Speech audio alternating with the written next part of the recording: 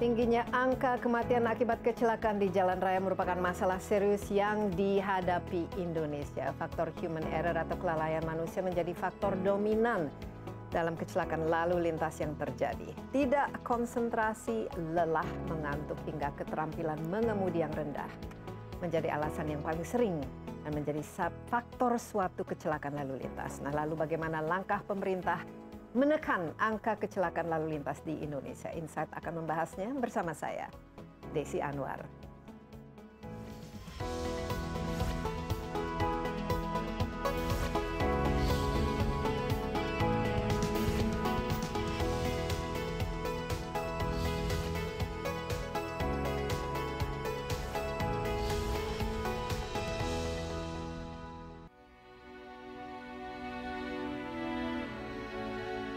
Kecelakaan maut ini terjadi di Balikpapan, Kalimantan Timur 21 Januari lalu. Diduga akibat mengalami gagal rem, sebuah truk tronton menabrak 6 unit mobil dan 14 sepeda motor di Simpang 5 Muara Rapak, Balikpapan. Akibatnya 4 orang tewas dan belasan lainnya mengalami luka ringan hingga berat.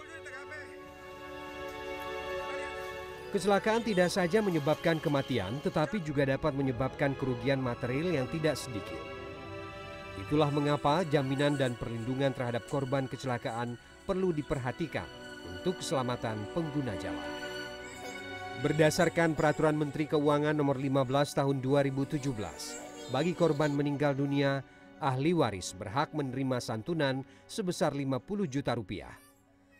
Sedangkan untuk korban yang mengalami luka-luka akan mendapatkan biaya perawatan maksimal 20 juta rupiah. Sikap hati-hati dan waspada dalam berlalu lintas adalah hal yang mutlak. Namun, risiko kecelakaan saat berkendara tetap selalu ada. Menurut Badan PBB untuk Kesehatan WHO, cedera lalu lintas masuk dalam 10 besar penyebab utama kematian di dunia. Korps Lalu Lintas Kepolisian Republik Indonesia Korlantas Polri mencatat ada lebih dari 83.000 kasus kecelakaan lalu lintas yang terjadi sepanjang Januari hingga Oktober 2021.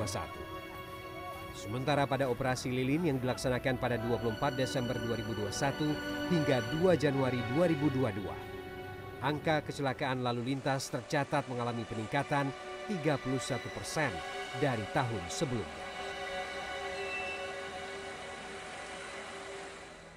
Jumlah kematian akibat kecelakaan lalu lintas Indonesia dilaporkan mengalami kenaikan hingga lebih dari 80% dalam 2 dekade terakhir. Nah, data ini tentu sangat memprihatinkan karena kecelakaan tidak saja menyebabkan kematian, tetapi juga bisa menyebabkan kecacatan dan juga beban ekonomi yang besar bagi korban maupun keluarganya.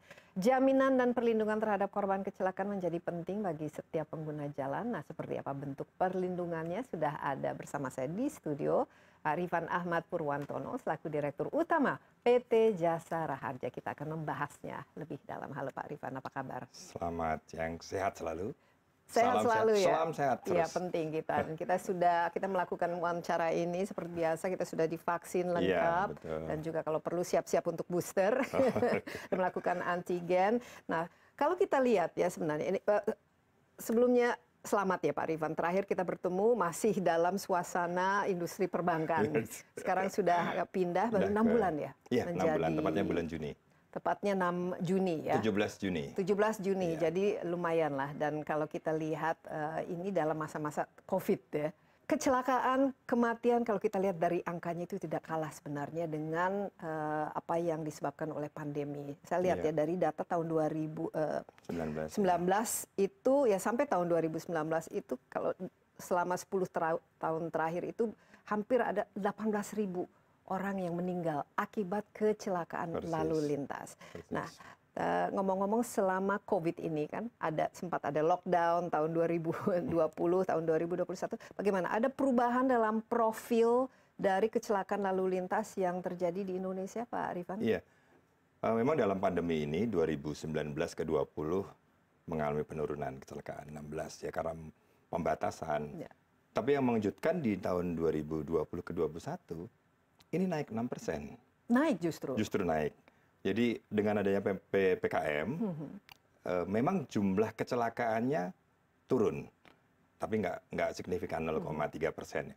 Tetapi Fatalitasnya. tingkat kematiannya itu naik sampai dengan 6%. Wow, ini sebenarnya sangat signifikan. Apa? Betul. Mencerminkan apa ini? Nah, 61% dari kecelakaan ini human error. Kesalahan manusia itu sendiri. Tertinggi kedua adalah faktor prasarana 30%. Tapi ini yang paling penting kita sikapi adalah 61%-nya tadi adalah human error. Nah, human error ini kan berarti sebenarnya bisa dihindari kan? Iya, betul. Kalau paling dilihat kenapa human error-nya aspek apa? Ngebut atau lelah atau tidak mencek kondisi kendaraan atau bagaimana kira-kira? Khusus yang untuk Ya, yang sering terjadi satu kelelahan. Jadi ini kalau untuk pengendara mobil ya, ini ada dibedakan antara mobil dan motor. Ya. Kalau mobil itu kelelahan, terus kemudian mengantuk, fokus. Nah biasanya karena kita ketahui bahwa sekarang banyak pengendara mobil juga menggunakan mobile, handphone, dan ini mengakibatkan banyak sekali lah dan accident banyak contoh-contohnya yang kita lihat. Sangat kita temukan bahkan jumlahnya sekian kali lah, lebih dari 20 kali kecelakaan dan kemudian yang keempat adalah mengendarai lebih dari batas kecepatan. Nah, itu dia. Nah, ini juga ini mungkin karena melihat terjadi. Jalannya agak prasarananya bagus, dianggap enak gitu ya. Padahal batas kecepatan diatur di setiap ruas-ruas jalan. Nah, kalau sepeda motor ini kebanyakan yang paling, karena 78% ini sepeda motor korbannya. Ini adalah mereka tidak tahu cara berkendara dan menggunakan seperti helm. Ya, mereka menganggap bahwa keluar hanya dengan radius 1 kilo itu dekat dari rumah. Padahal pada waktu masuk ke jalan raya resikonya sama. Mau 100 meter, mau 10 meter, resikonya sama. Terus kadang-kadang kondisi fisik ya. Kondisi fisik itu mereka karena kecapean dengan jarak. Kita ketahui bahwa seperti di Jakarta kan, dari Depok ke Jakarta ke barat misalkan kan, ini cukup panjang, cukup jauh. Sepertinya kota ya, tapi jarak tempuhnya udah lebih dari 30 kilo. Dan sepeda motor kan jauh lebih kecil, lebih rentan, lebih terekspos. Nah, kalau lihat dari profilnya, kapan? Ini kan meningkat 6% dalam 1 tahun ini, pas mungkin kita masih sebenarnya masih ada pembatasan ya, waktu itu masih ada PPKM khususnya tahun 2020 sampai 2021. Itu kira-kira di mana? Lebih banyak di jalan raya lalu lintas atau sekarang kan kita punya tol yang canggih-canggih ya. Yang ini mungkin juga membuat orang merasa lebih confident untuk melewati batas kecepatan. Kalau dilihat dari persentasinya lebih banyak di jalan raya biasa, bukan tol. Hampir di tol hanya sekitar 6%-an lah. Cuman fatalitasnya tinggi kalau tol gitu ya. Tapi kenapa di jalan raya? Karena 78% adalah pengendara sepeda motor dan lebih banyak tadi misalkan contoh mental, emosi gitu kan. Lebih mudah dipancing dengan emosi sehingga lebih banyak di jalan-jalan biasa, jalan raya-raya nasional biasa, bukan di jalan tol ya. Dan rambu serta infrastruktur tidak terlalu signifikan ya? Kedua 30%. Ya masih lumayan lah. Ya masih lumayan lah ya. Kalau dari segi ininya, wilayahnya di mana yang paling, ya tentu saja di kota-kota besar. Pulau Jawa yang paling banyak. Contoh di Nataru kemarin, yang paling banyak korbannya, itu justru Nataru kan 10 hari. Natal dan Tahun Baru, itu banyak di Jawa Timur. Sekitar 770 kejadian dalam 10 hari. Sementara Pulau Jawa dan yang lain 270, 300, ya Jawa Barat dan sebagainya. Kenapa? Mungkin karena lebih banyak mudik ke situ atau kepadatan juga semakin meningkat? Kepadatan masyarakat dan penggunaan kendaraan lebih banyak di Jawa Timur. Ya, dan dari tahun ke tahun kan jumlah kendaraan motor juga kan meningkat bertambah di Indonesia. Kalau rasio ya kecelakaan itu terjadi kan ada mobil pribadi tadi, motor paling banyak, tapi kan kendaraan umum. Nah, kalau bagaimana profil kendaraan umum? Kalau seingat saya kan dulu, wah supir bis yang mungkin jarak jauh atau suka ngebut-ngebutan, ugal-ugalan ini akhir-akhir ini apakah masih masalah? Pada waktu PPKM ini memang karena kendaraan umum kan operasinya agak berkurang, sehingga hampir jarang kita dengar ya. Cuman memang kalau fatalitasnya itu kalau kendaraan umum langsung korbannya 20 meninggal gitu, agak membuat kita juga terkejut. Tapi di dalam 2021 hampir dikatakan jarang ya. Semua rata-rata adalah kendaraan pribadi dan ini yang menarik itu bahwa kalau lihat 78% sepeda motor, justru 68%-nya pria. Dan demografinya ini lebih dari 70%-nya itu adalah usia produktif.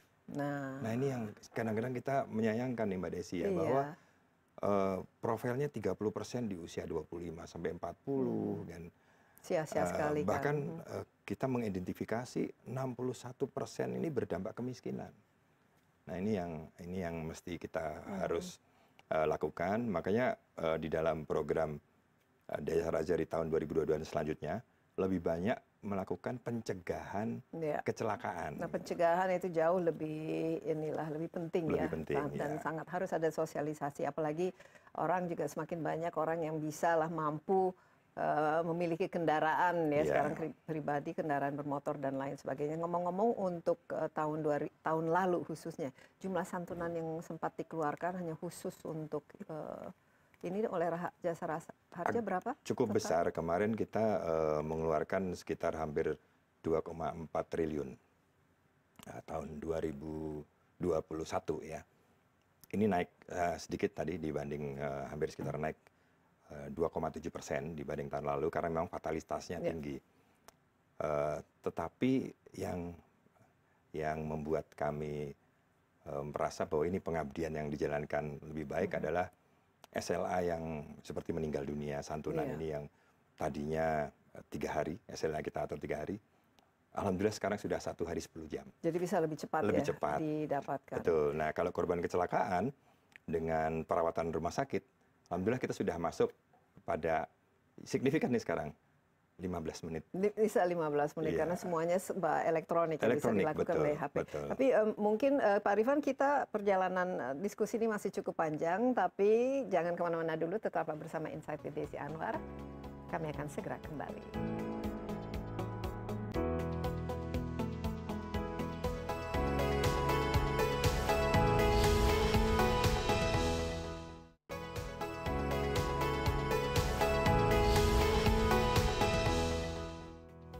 Ya, masih bersama Insight with Desi Anwar. Kita lanjutkan perbincangan dengan Pak Rifan Ahmad Purwantono selaku Direktur Utama dari PT Jasara Harja mengenai perlindungan dan tentu saja jaminan pengguna jalan. Pak Rifan tadi sempat menyatakan ya, tahun lalu mengeluarkan santunan oleh PT Jasara Harja sebesar 2,4 triliun ya.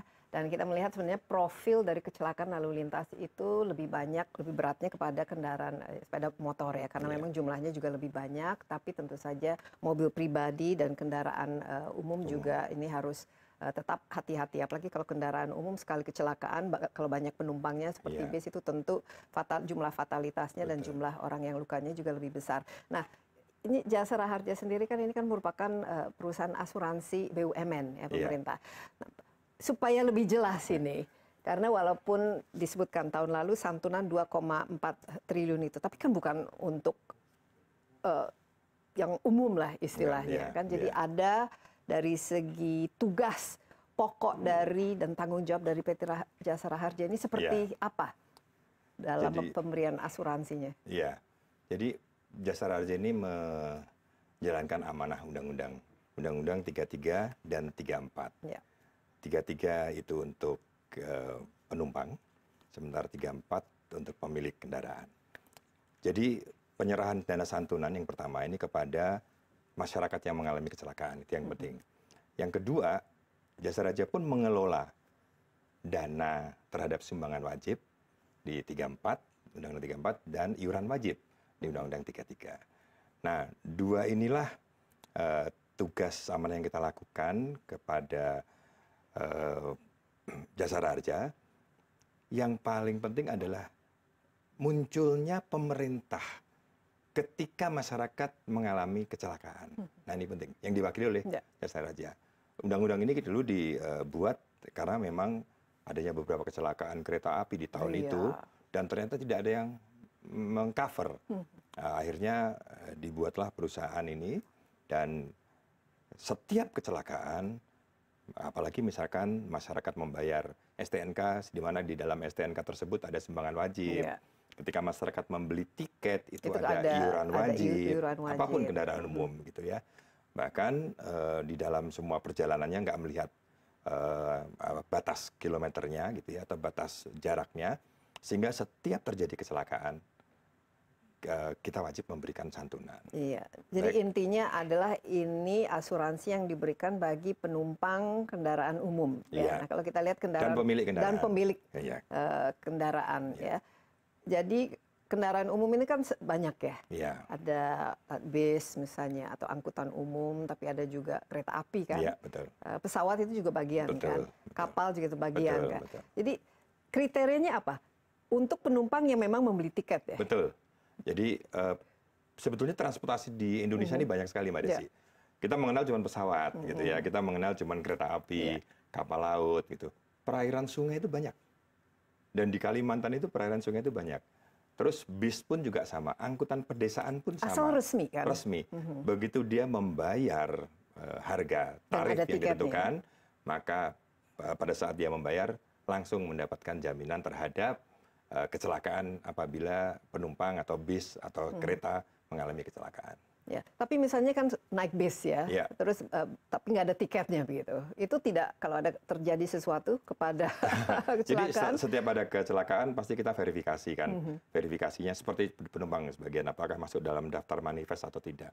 Nah ini pentingnya bahwa pengusaha bis pun harus melakukan registrasi kan. Kalau tidak diregistrasi daftar manifestnya, kalau kereta api, kalau pesawat itu gampang, itu kan semua udah online ya, dan kita juga semua belinya juga sudah real online. time. Bahkan sekarang terakhir ASDP juga sama.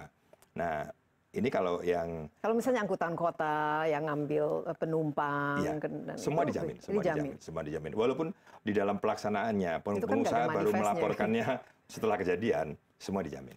Ya, karena ini pemerintah hadir untuk masyarakat, terutama dalam kondisi yang mengalami kecelakaan. Bahkan seperti KRL di bawah 50 km itu nggak dipungut, tapi tetap dijamin. Tetap dijamin. Karena memang untuk di bawah 50 km, contoh KRL Bogor nih, karena kebetulan ke Bogor Jakarta itu 48, jadi tidak dipungut. Tapi kalau ada kecelakaan, tetap pemerintah harus hadir melalui jasara harja memberikan santunan kepada masyarakat. Tapi kalau misalnya dua mobil pribadi karena kelalaian dan lain sebagainya itu semua dapat jaminan juga. Kita kan akhir-akhir ini misalnya ada yang ngebut kecelakaan karena pengemudinya. Ada beberapa ya, misalkan yang lalai. Kecelakaan tunggal enggak, kecelakaan tunggal. Tapi kalau kecelakaan dengan dua kendaraan ya. Karena kenapa? Karena di dalam undang-undang itu ngatur bahwa setiap orang yang berada di angkutan, alat angkut ini kemudian diatur bahwa dia tidak dijamin karena kelalaian. Karena khawatirnya, contoh satu ada bunuh diri, kan. Bahkan itu ada peraturan, seperti mabuk, nah seperti kemudian melakukan perbuatan kejahatan. Nah itu dikecualikan. Yang seperti itu tuh tidak. Kalau misalnya ada kendaraan pribadi, biasa malam-malam suka kebut-kebutan gitu, dan mereka terjadi kecelakaan. Ini kan sering kan kita lihat misalnya anak-anak muda kalau kriterianya, drag race. Ya kecakapan sama kecepatan resmi nggak mendapatkan ya. Oh jadi kalau melewati kecepatan? Kalau dalam arti dalam lomba kecepatan gitu, kemudian juga ada lomba kecakapan, itu nggak termasuk gitu. Tetapi kalau tidak tercatat ya, karena kan dianggap sebagai ini memang verifikasi. Ini makanya kenapa yang penting adalah setiap kecelakaan itu harus mendapatkan laporan kepolisian dulu, baru diajukan santunannya. Jadi harus ada verifikasi. Betul. Kadang-kadang masyarakat itu merasa bahwa semua punya hak, bukan gitu. Karena pada saat polisi melakukan verifikasi dalam laporan kepolisian, yang tadi sempat kita bahas bahwa sekarang kepolisian pun dipaksa untuk melakukan ke digital gitu. Dalam kurun hampir 3 bulan ini juga kita bergerak. Betul, kalau ada kecelakaan dia harus masukkan dalam IRMS-nya, di IRMS namanya. Sementara kita juga di rumah sakit kalau ada kecelakaan, itu rumah sakit harus masuk bahwa ini kriteria kecelakaan, masuk dalam mobile service atau MOVIS. Nah, dua data ini kemudian kita kembangkan, kita punya monitoring. Jadi kalau ada laporan kecelakaan, nggak connect, misalkan contoh, rumah sakit itu ada datanya, tapi laporan polisi belum ada. Kita datangin korban, kita kasih tahu, silahkan lapor untuk verifikasi. Iya. Dan ini sangat penting ya, laporan polisi persis. Itu. Ya. Tapi misalnya kan kalau polisinya tidak ada di tempat kan berarti harus verifikasinya, apalagi kalau orangnya luka atau meninggal itu kan agak sulit kan jadinya. Ini saya lagi, karena kecelakaan lalu lintas ini kan misalnya paling sering terjadi di pintu kereta. Nah gitu, misalnya kereta api lewat, kemudian ada beberapa mobil yang menabrak atau bablas dan lain sebagainya. ini Dijamin. dijamin. Dijamin. Walaupun salah Iya. pengemudi. Kan ada nanti kan ada pembuktiannya dulu kan. Tapi jangan dilakukan. Jangan dilakukan, jangan dilakukan. Ya, ya sebetulnya kan kadang-kadang kalau bercandanya kan kalau masyarakat ditanya ada yang mau terima santunan dari jasa raja kan nggak ada yang mau. Iya. Tapi pada dalam prakteknya biasanya kalau dalam sehari-hari lalai itu termasuk dia siap terima santunan gitu kan. Jadi pada intinya disinilah kehadiran dari negara untuk memastikan Betul. bahwa, tapi bukan berarti kita tidak boleh hati-hati karena mengharapkan itu Betul, bukan. betul. Pencegahan itu paling penting. Betul, betul.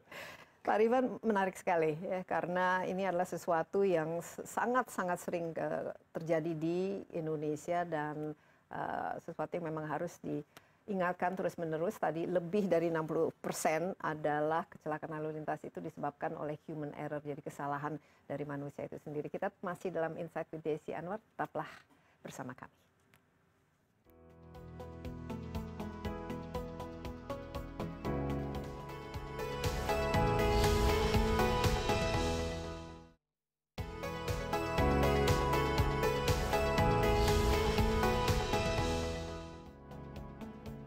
Ya, masih bersama Insight with Desi Anwar. Saya ditemani Rifan Ahmad Purwantono, Direktur Utama PT Jasa Raharja. Kita lanjutkan perbincangan kita yang sangat-sangat penting karena walaupun dalam suasana COVID ini jumlah kecelakaan sempat sedikit menurun, tapi ternyata fatalitasnya itu justru meningkat. Nah, ini sebenarnya harus betul-betul diingatkan, harus ada sosialisasi, edukasi supaya masyarakat bisa berkendaraan secara aman ya, secara tertib dan tidak ya, walaupun ada asuransinya yang disediakan oleh BUMN seperti Jasa Raharja ini, bukan itu ya tujuannya. Sebenarnya kan untuk meringankan kalau terjadi kecelakaan. Nah, tadi kita sudah diskusi kira-kira ruang lingkupnya jaminannya itu untuk apa-apa saja. Yang jelas kecelakaan tunggal.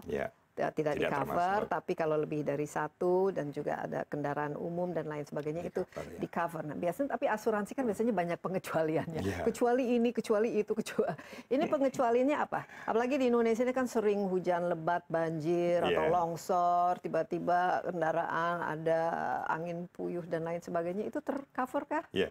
Jadi kalau apalagi terjadi kecelakaan akibat itu? Iya, jadi setelah Undang-Undang 34 ada PP 18 tahun 65, terutama tadi mungkin saya singgung di pasar 13 gitu ya. Jadi ada beberapa yang pengecualian. Ya misalkan tadi, misalkan bunuh diri tidak diperhitungkan. Terus kemudian mabuk itu nggak diperhitungkan. Tindakan kriminal nggak diperhitungkan atau kejahatan. Terus kemudian karena kecakapan dan kecepatan itu enggak. Nah, ini yang juga jarang dipahami gitu ya, bencana alam. Bencana alam, huru-hara perang, terus kemudian adanya kecelakaan karena inti atom, itu juga tidak di-cover. Tidak di-cover, walaupun itu menyebabkan kecelakaan yang cukup fatal gitu. Iya, nggak di-cover. Wow, oke. Jadi ini hanya murni kecelakaan akibat tabrakan, crash ya. Yang jadi contohnya kita ingat kan waktu itu ada seleb yang Vanessa Angel dan suaminya yang tewas itu tidak di-cover. Memang banyak pertanyaan kan, banyak pertanyaan bahkan ke kami, bahkan ya karena memang ini kan penting ya pemahamannya. Bahkan sebelum kejadian Vanessa sendiri pun sempat ada banding ya, kemudian menggugat. Kami sampai dengan MK keputusannya tetap enggak, karena undang-undang mengatur tidak untuk dibayar untuk kecelakaan tunggal. Sebetulnya spiritnya tujuannya adalah supaya masyarakat berhati-hati gitu. Nah ini kan kadang-kadang dipikirkan after fact-nya gitu. Padahal kalau kami ingin tidak masalah santunan yang kita bayarkan, tapi lebih kepada bagaimana mengedukasi masyarakat berhati-hati bersama kepolisian. Bahkan kami punya inisiatif beberapa digitalisasi yang kita lakukan gitu. Kita punya aplikasi yang kita kembangkan untuk merimain daerah-daerah yang kecelakaan. Bahkan kemarin kami sudah ketemu dengan Google. Kami punya hampir kalau tadi 1 tahun gitu ya, 90.000 titik kecelakaan, 25% itu pengulangan. Nah kalau pengulangan ini kemudian kita share gitu kepada Google, silahkan gunakan. Dan titik-titik rawan itu ada kan kemarin anatominya sudah kita miliki. Masih banyak titik rawan yang ada di Indonesia. Ada, masih cukup banyak. yang kecelakaan lebih dari 5 atau 10 kali.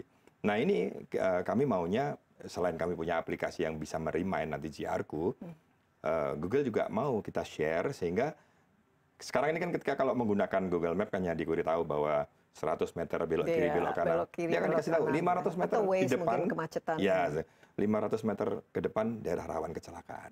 Itu secara digitalnya. Secara fisik pun juga sama. Kita tahu nih banyak rambu nih Mbak Desi, rambu, tapi siapa yang baca rambu? Oh iya. Karena di sebelah kiri gitu Apalagi kan. kalau sudah mengantuk. Nggak, betul, ya, kita lihat nggak mengantuk. Nah, kemarin bersama Kementerian Perhubungan, KNKT, kemudian BPJT dan sebagainya, termasuk operator kayak seperti Jasa Marga, kami menggagas rambu baru. Jadi rambunya ini kita namakan dengan red spot. Jadi jalannya yang kita aspal merah, kita kasih tanda bahaya sebelum daerah yang rawan kecelakaan, ditambah sebelumnya ada namanya speed trap, pengingat lajur kejut. Misalkan truk Jadi sampai 3 mau kali. tidak mau jadi harus memperlambat. Karena kenapa? Karena kalau dengan single send ini, semua masyarakat tahu, semua bisa ngingetin. Kalau misalkan drivernya agak tidak waspada, begitu ada dirasakan begitu, penumpang bisa ngasih tahu, ini daerah bahaya. Tapi siapa yang alert masalah rambu kan enggak? Iya. Jadi apapun di depan, mau belokan tajam, daerah licin, pasar. Ini sudah diterapkan atau akan? Insya Allah kita terapkan sekarang ini, di bulan Januari Di ini. mana-mana saja? Rencana kita mau coba di 10 titik ya, dan kebijakan ini kan nanti akan dikeluarkan oleh Kementerian Perhubungan. Ketika dikeluarkan, semua daerah bisa menggunakan ini sebagai acuan karena tentang rambu baru. Nah, ini kan pencegahan gitu yang hampir 100 titik mungkin uji cobanya dari kita, termasuk tol dan sebagainya. Nanti baru kemudian menjadi penetapan yang bisa dilakukan semua daerah. Nah, khusus untuk jalan tol, apalagi kalau agak sedikit sepi, malam, ini bagaimana? Ada speed limit yang bisa otomatis istilahnya kalau orang melewati laju kecepatan tertentu, dia diingatkan atau paling tidak mendapatkan denda secara otomatis. Ini belum melakukan ini. Sebetulnya karena penting kan orang. Kecepatan itu juga termasuk penting.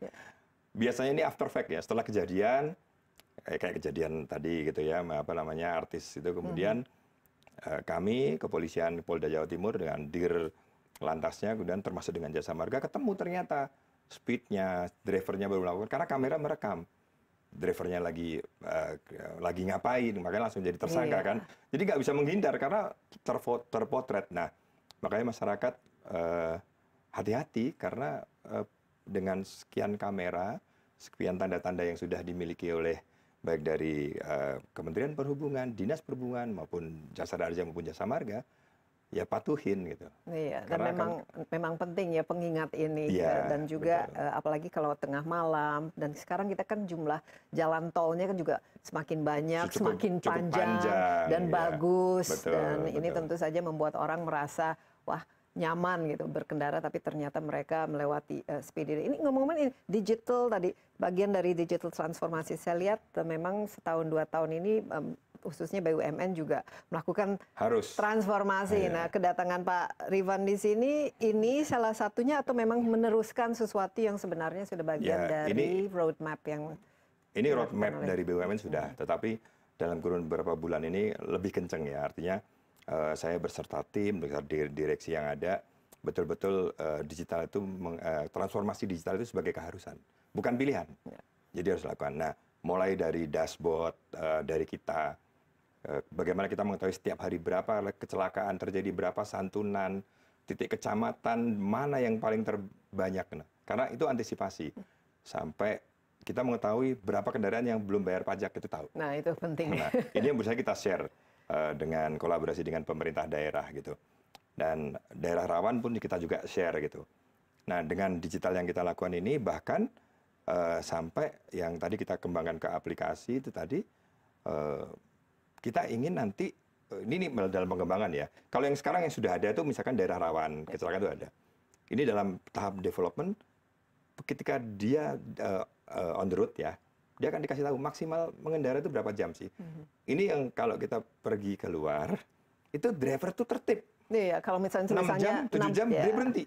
Dan misalnya juga kalau tulisan 60, dia kecepatannya dia langsung jaga kan. Bahkan ada sebagian mesinnya mati. Kalau sudah nggak berhenti, dia akan bilang 15 menit saya mati. Nah, jadi ini yang kita ingin aplikasinya kan merimain kepada pengemudi.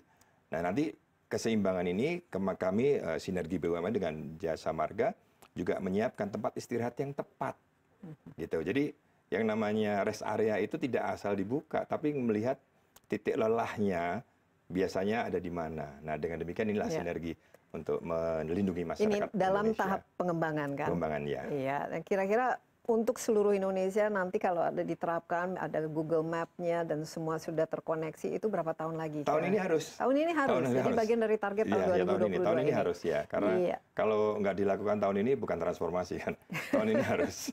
Mau tidak mau ya. Disinilah kenapa Pak Rifan ditempatkan di situ, karena harus ada target yang harus di-achieve ya khusus untuk tahun ini. Kita istirahat sebentar, tetaplah bersama Insight with Desi Anwar. Kami akan segera kembali.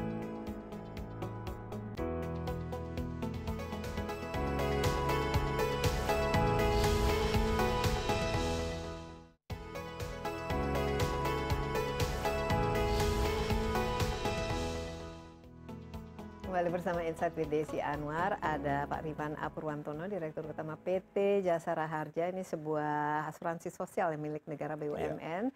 Dan tugasnya tentu saja mengelola asuransi kecelakaan bagi para penumpang kendaraan umum, pribadi maupun pejalan kaki ya, mungkin kalau ditabrak oleh kendaraan umum. Nah, mungkin yang paling penting ini sekarang ya, kalau terjadi, kita harapkan tidak terjadi apa. Kalau terjadi kan ada tingkat-tingkat dari cedera sampai dengan fatalitas. Ini bagaimana dari jumlah santunannya Pak Rifan yang diberikan untuk jenis-jenis dampaknya? Jadi kalau kecelakaan kemudian luka-luka, santunannya maksimal 20 juta.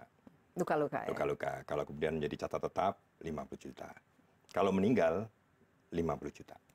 Nah, itu di luar. Dan 50 juta ini diberikan ke ahli waris ya? Ahli waris. Belum lagi kalau misalkan pemakaman, ambulan, itu pun di-cover di luar jumlah tersebut ya. Kalau tidak ada ahli waris? Biasanya kita menelusuri, dan sekarang kan penyerahan sudah nggak menggunakan tunai lagi. Jadi verifikasi terhadap ahli waris sudah dilakukan. Sebetulnya kalau bicara SLA-nya kita harapkan sih ya, tadinya itu kenapa saya mengejar 24 jam ya. Ternyata kesulitannya itu tadi ahli waris atau pihak-pihak gitu. Jadi kita masih melewati hampir 10 jam. Oke, jadi mungkin di-refresh lagi ya, bagaimana kalau misalnya terjadi dan sudah ada laporan polisi menyatakan bahwa ya memang kecelakaan terjadi, jadi berhak mendapat santunan, apa yang harus dilakukan? Paling tidak bagi keluarga yang ingin mendapatkan. Iya, jadi yang pertama jangan khawatir gitu ya, bahwa kita punya lebih dari 2.600 rumah sakit ini, mereka memasukkan data setiap ada laporan kecelakaan terhadap perawatan. Sehingga kita ada dashboard yang live, maksimal 2 jam harus direspon. Maksimal. Tapi kebanyakan hampir 32 menit sudah direspon sama teman-teman. Kenapa kok 2 jam? Kan kita punya kantor perwakilan, rumah sakit dan sebagainya. Nah, di sisi lain, Polri punya RMS. Setiap ada kecelakaan masuk ke laporan polisian, dia juga menginput. Nah, sehingga kami juga mendapatkan laporan, dan itu pun gitu bisa jadi antara laporan kepolisian dan Movis tadi nggak match, gitu. Belum ada. Ketika belum ada, contoh di laporan rumah sakit sudah ada, kepolisian belum ada, kami akan mendatangin. Dan biasanya inisiatif selalu dari Jasara Harja. Kami mendatangi korban dan keluarga korban. Jadi mengecek datanya. Mengecek datanya. Setelah diketahui, kemudian belum ada laporan kepolisian, kami menghubungi kepolisian untuk membantu dilakukannya laporan kepolisian. Jadi Jasara Harja bertindak kalau sudah ada laporan dari kepolisian itu sendiri. Betul. Nah, kalau kejadian yang ditemuannya oleh kepolisian, maka kami membantu ke rumah sakit untuk diterima dulu. Ya, sambil laporan kepolisian ini kan perlu diverifikasi, apalagi kalau misalkan kecelakaan yang masih bisa dilakukan perawatan. Kenapa target kami harusnya 10 menit? Walaupun sebetulnya 24 jam masih oke, tapi kami coba memajukan lagi, sekarang udah 15 menit kan. Nah, ini pentingnya kita memberikan respon cepat kepada masyarakat. Nah, aktif baik di rumah sakit, baik ke kepolisian, disinilah fungsi Jasara Harja. Kita punya tim yang 24 jam, ya, kita siap melakukan, makanya kita punya namanya Jasara Harja Reaksi Cepat gitu ya. GRC ini yang langsung ada di lokasi. Bahkan di lokasi kecelakaan biasanya nih Mbak Desi, kita sama dengan polisi datangnya. Karena kenapa? Karena pada saat terjadi kecelakaan, mereka pun harus melakukan memasukkan data itu di dalam GR-ku. Kemudian memasukkan data terlebih dahulu sehingga mempercepat pelayanan. Kalau dulu kan berkas ya, sekarang hampir kita ini semua sudah online. Mungkin ini bagian dari tadi transformasi digital yang dilakukan. Jadi apa yang sangat berbeda? Jadi apa ada aplikasinya sendiri yang bisa diunduh? Mungkin bisa cerita Pak Rifan. Satu, kalau kita temukan seperti itu. Yang kedua, seandainya ada karena tidak ketemu jasa raja, tidak ke kepolisian, aplikasi GR-ku akan membantu. Jadi namanya GR-ku. Mereka memasukkan data, kemudian memberikan permintaan santunan, itu langsung direspon. Respon, kami akan datang menghubungi, dan itu ukurannya juga 2 jam harus direspon. Harus direspon. Maksimal 2 jam harus direspon. Dan kalau sudah direspons, kemudian dimasukkan data atau diverifikasi apa? Betul. Kalau misalkan sudah dirawat di rumah sakit, kita kunjungi ke rumah sakit, belum ada laporan kepolisian, kita bantu untuk laporan kepolisian. Nah, dan ditetapkan kira-kira santunan yang diberikan itu apa? Betul. Ya. Setelah itu, tadi katanya bisa 15 menit sudah masuk ke... Ya, jadi 15 menit itu kita memberikan garansi lenter. Jadi itu kan penting. Rumah sakit ini kan kalau nggak ada surat itu kan nggak dikerjain. Itu dalam bentuk online online semua? Juga. Di dalam mobil servisnya juga akan muncullah pengiriman garansi letter kepada rumah sakit langsung bisa melakukan perawatan. Ini yang kata kuncinya di sini nggak boleh gaptek ini. Iya. Nah, makanya ini penting bagi kami. Kenapa kami paksa ya 2.368 rumah sakit ini sudah sekitar 94% Mbak Desi rumah sakit yang ada. Mereka harus dipaksa menggunakan ini. Nah, yang menarik lagi bisa jadi santunan yang kita berikan itu kemudian maksimal 20, kemudian nggak cukup. Nah, kita bisa juga melakukan top up dengan BPJS. Rekomendasi kita bisa digunakan untuk... Jadi bisa inilah kolaborasi yang kita lakukan tuh. Jadi BPJS, semuanya bisa online ya? Bisa online juga. Dan masuknya itu apa? Dalam bentuk e-money atau langsung ditransfer ke bank? Kalau misalkan ke rumah sakit kan masuk ke beban rumah sakit. Kalau meninggal harus masuk ke rekening. Jadi harus menyiapkan rekeningnya dan lain sebagainya. Begitu. Jadi selama ini... nggak masalah dalam melakukan pelaporan dan penerimaan santunan ini. Yang bottleneck-nya biasanya di mana, Kak? Biasanya mereka nggak mau lapor ke polisi. Oh begitu. Ya, biasanya mereka begitu. Nah, makanya kan sekarang kami dengan kepolisian biar sama-sama kita membentuk nih. Sekarang ini aplikasi yang kita kembangin namanya Monica. Mempertemukan 2 aplikasi ini sehingga kita punya alertnya dari keduanya. Sekarang ini kan satu dashboard gitu. Insya Allah Februari kita live gitu. Kita punya dua dashboard ini menjadi satu. Jadi kalau bicara triangle tadi kita ceritakan, kan kita berhubungan, tapi bawahnya ini belum ketemu. Nah, kita akan sambung nih. Jadi semuanya integrated ya? Monica ini akan ada dibawa di dalam aplikasi besar namanya GR-ku. Dan inilah aplikasi yang bisa diunduh di smartphone ya. Dan diharapkan semua orang, ini harus ada sosialisasinya nih Pak Rifan dalam menggunakannya. GR-ku ini bukan hanya untuk melakukan pengajuan santunan, apa saja yang cek kendaraan, bayar kendaraan, pajak juga ada, mengetahui besaran. Bahkan dalam kurun waktu, kalau saya bilang kan nggak boleh lebih dari tahun ini ya, termasuk ETLI, Polri, Korlantas sekarang kan menetapkan ETLI, Electronic Tilang Law Enforcement. Jadi itu bisa nanti. Betul, yang sekarang ini dikirim surat, nanti nggak perlu lagi, mereka akan mendapatkan notifikasi. Nah, kalau dapat notifikasi, jadi langsung bisa dibayar. Sementara ini kan nunggu kalau lagi bayar STNK baru, waduh, saya kena banyak tilang gitu kan. Nah, itu nggak perlu. Mereka akan clean. Jadi ini bisa jauh lebih efisien, bisa jauh lebih cepat, dan pengelolaannya juga bisa jauh lebih transparan ya. Betul, nah, jasa sendiri ngomong-ngomong berapa ininya aset atau jumlah dari aset yang kita sekarang dikelola? 16 triliun, hampir 14 triliunnya kita kelola. Dan investasinya 85%-nya itu semua liquid. Karena memang kita beda dengan asuransi yang lain ya, karena memang ini yang penting, karena isi investasi itu penting. Dan karena ya kita kan sudah mendengar ya, kalau salah investasi dan lain sebagainya yang dirugikan akhirnya kan orang-orang yang memang sudah membeli produknya. Bagaimana profil dari investasinya dan juga performance selama ini bagaimana Pak Rifan? Salah satu ini yang penting itu ya, di BUMN sekarang terbentuk holding namanya AFG.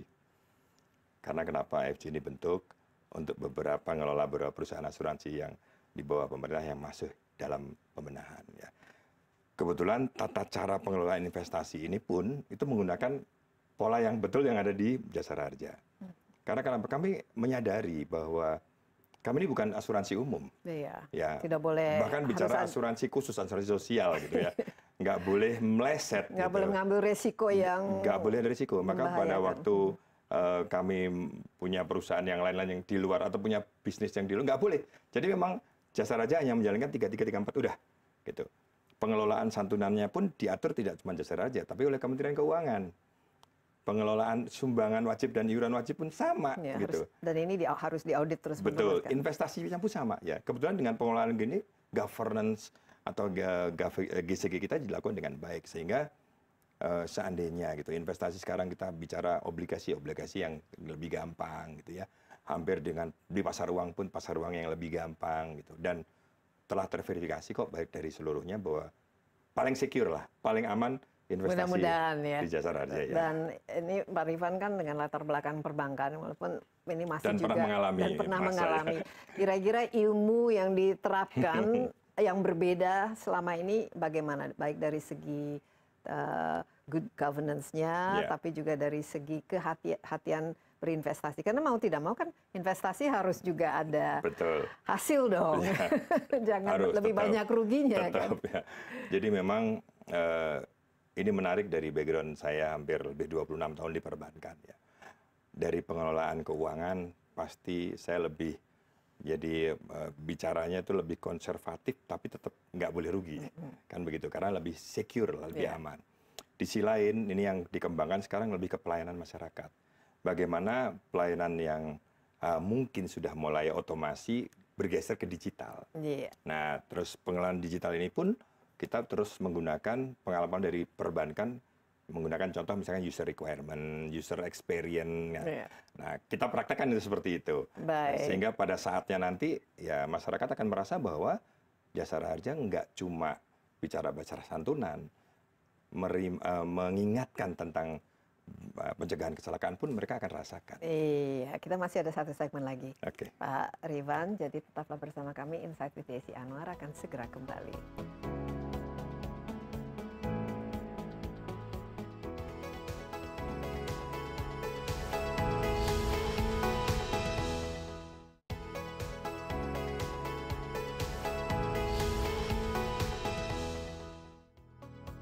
Masih bersama Insight with Desi Anwar, ada Rifan Ahmad Purwantono selaku Direktur Utama PT Jasa Raharja. Kita membahas langkah konkret ya untuk menekan angka kecelakaan lalu lintas di Indonesia, tapi juga mengelola ya satu BUMN ini yang jumlah asetnya sekarang sudah 16 triliun. Jadi ini merupakan suatu tanggung jawab yang saya lihat itu luar biasa. Apalagi kalau asuransi kan di lain pihak ya, ada public service obligation-nya, tapi dalam waktu yang sama juga harus memastikan bahwa aset yang dikelola juga ada hasilnya, ada growth-nya. Nah, ini penting sekali. Nah, Pak Rifan ini setahu saya latar belakangnya dari perbankan, banyak sekali transformasi yang saya lihat dilakukan dalam 6 bulan ini. Salah satunya adalah tadi transformasi digital, membuat semuanya itu serba cepat, serba efisien, dan bisa dilakukan lewat smartphone. Sekarang kalau nggak ada aplikasinya nggak bisa.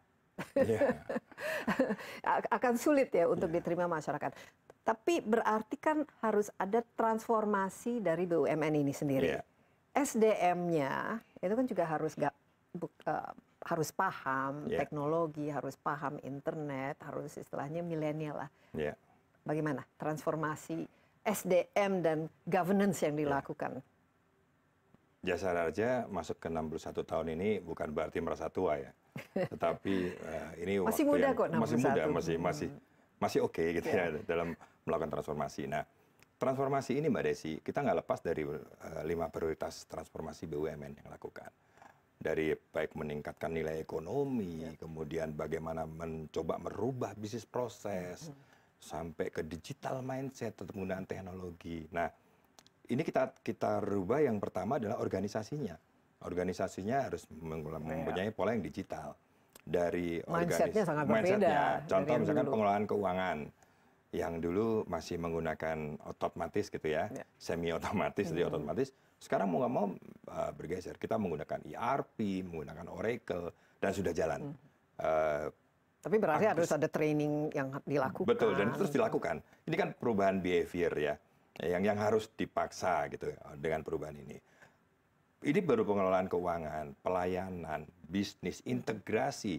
Karena kita ada organisasi hubungan kelembagaan, integrasi, berkolaborasi dengan banyak pihak. Karena nggak bisa kita melakukan sendiri hari ini. Tadi BPJS misalnya. BPJS, terus kemudian obat-obatan. Nah, kalau dulu kan kita obat masih nunggu, sekarang nggak. Kita dengan Indofarma sudah signing kerjasama. Obat harus. Ya, langsung. Nah, obat apa sih yang susah untuk kecelakaan gitu kan? Nggak ada yang susah. Tetapi bagaimana kita melakukan ya, integrasi, kolaborasi ini sehingga ketersediaan dan untuk masyarakat semakin baik. Nah, kalau udah seperti ini, mau tidak mau kemudian kita buat bagaimana kami mempunyai ukuran terhadap baik dari pendapatan, pencegahan kecelakaan gitu ya. Ini harus ada KPI-nya harus punya, sendiri. harus ada KPI. KPI-nya ini jadi dashboard. Nah, dashboard yang utama lagi yang kita rubah sekarang adalah komunikasi. Banyak orang mengenal Jasa Raja pada saat kecelakaan. Padahal yang paling bagus adalah dikenal ketika sebagai perusahaan yang mengingatkan supaya nggak terjadi kecelakaan. Nah, kami sekarang dengan Korlantas Polri bersama-sama bagaimana kalau kita perbesar kampanye seperti ini agar masyarakat tetap utuh keluarganya dan tingkat disiplin dan tingkat kepatuhan. Jadi kalau saya bahasakan tingkat kepatuhan masyarakat itu ada dua, kepatuhan membayar pajak. Karena ini pengaruh nih. Kalau dia nggak bayar pajak, maka dia akan nggak dapat santunan kan begitu. Yang jadi harus mau tidak mau harus bayar. Kalau diketahui nggak bayar pajak ya nggak dapat santunan. Nah ini kan harus melakukan, dan ini disiplin ini kan bagus untuk setiap daerah. Karena dalam pengelolaan pajak ini adalah pajak daerah kan masing-masing. Nah berikutnya adalah patuh terhadap tertib lalu lintas. Nah ini sampai dengan kita masuk komunitas, bagaimana komunitas-komunitas yang ada kita edukasi kepada masyarakat. Sehingga kami ini di semua di Jasa Raja menjadi pelopor lalu lintas. Karena kami harus mengingatkan gitu. Biasanya sekarang harus ada influencernya nih. Ya, sekarang ya mau. Jadi saya berubah kan.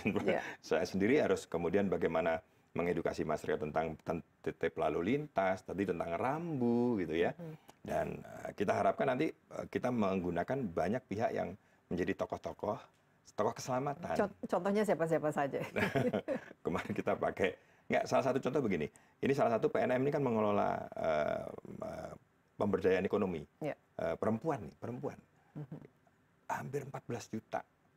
Nah kemarin kita sudah sepakat bahwa 14 juta ini mereka menjadi perempuan pelopor keselamatan keluarga.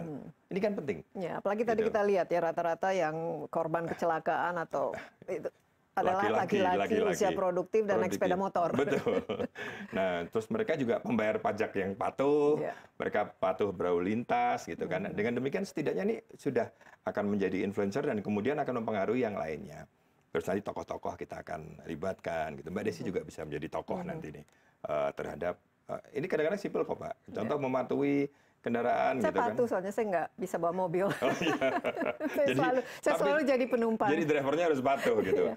Nah, yang kesimpulannya sebetulnya dengan ini keberadaan Jasa Raharja semakin dirasakan oleh masyarakat, bahkan serahkan ke Jasa Raharja biar Jasa Raharja yang bekerja. Tapi big message-nya sebenarnya untuk ini 61 tahun kan tadi disebut apa kira-kira yang harus perlu diingat oleh masyarakat. Jadi dalam masuk ke 61 tahun ini kami ingin dirasakan kehadiran kami untuk melindungi Indonesia. Melindungi ini bukan hanya bicara santunan, melindungi dari kecelakaan, melindungi dari kejadian-kejadian terutama di lalu lintas jalan raya. Iya, kalau bisa jumlah kecelakaannya juga semakin tahun semakin turun, berkurang ya, dan justru kita kecenderungannya justru fatalitasnya kan semakin meningkat. Jadi edukasi ini harus terus-menerus dijalankan. Tapi Pak Rifan sudah 6 bulan ya sebagai Dirut Jasa Raharja, bagaimana challenge terbesar atau kira-kira yang masih harus diperbaiki dan lain sebagainya itu apa saja? Kalau ngukur waktu ini 6 bulan, kalau setahun kan baru separuh gitu ya. Tapi saya memang ya biasa maunya cepat gitu. Artinya kenapa cepat? Karena sangat penting untuk dirasakan masyarakat. Nggak boleh menunggu. Dan kita punya source-nya yang masih bisa dipakai. Contoh misalkan tadi data kecelakaan. Kenapa kita punya data kecelakaan nggak kita share? Kan seperti itu. Nah, kita mulai dengan demikian, maka percepatan ini harus jalan di dalam tahun ini. Dan tahun 2002 transformasi harus semua jalan. Bagaimana melakukan edukasi masyarakat itu jalan, masyarakat paham tentang patuh jalan, masyarakat juga mudah menikmati pelayanan jasa raja juga jalan. Nah, kalau ini kan tujuannya juga kita mengkampanyekan supaya mengurangi ya kecelakaan. Apa kira-kira yang perlu diingatkan kembali bagi masyarakat? Jadilah masyarakat yang patuh. Ya, patuh itu artinya betul-betul menyadari bahwa setiap orang yang patuh itu termasuk individu yang menjaga terjadinya kecelakaan. Hati-hati di jalan. Hati-hati di jalan. Nyawa lebih berharga daripada santunan. Ya. Oh pasti ya, Iya. karena berpengaruh ke keluarganya kan pasti. Baik Pak Rifan, semoga target-target yang lumayan cukup ambisius yang mengembangkan transformasi digital ini dan kita bisa juga mengurangi ya jumlah kecelakaan dan lebih mempercepat lagi pelayanan dan lebih penting lagi mengedukasi masyarakat mengenai pentingnya untuk mencegah kecelakaan. Terima kasih sekali lagi Terima kasih Mbak Desi. Terima kasih. Dan sehat selalu. Sehat, salam sehat selalu. Iya, demikian Insight with Desi Anwar kali ini. Anda juga dapat menyaksikan tayangan ini di cnnindonesia.com dan di YouTube CNN Indonesia Insight with Desi Anwar. Jangan lupa kita masih dalam suasana pandemi, jadi jaga jarak, rajin cuci tangan, gunakan masker, dan sebisanya hindari kerumunan. Sampai jumpa, stay safe. Bye-bye.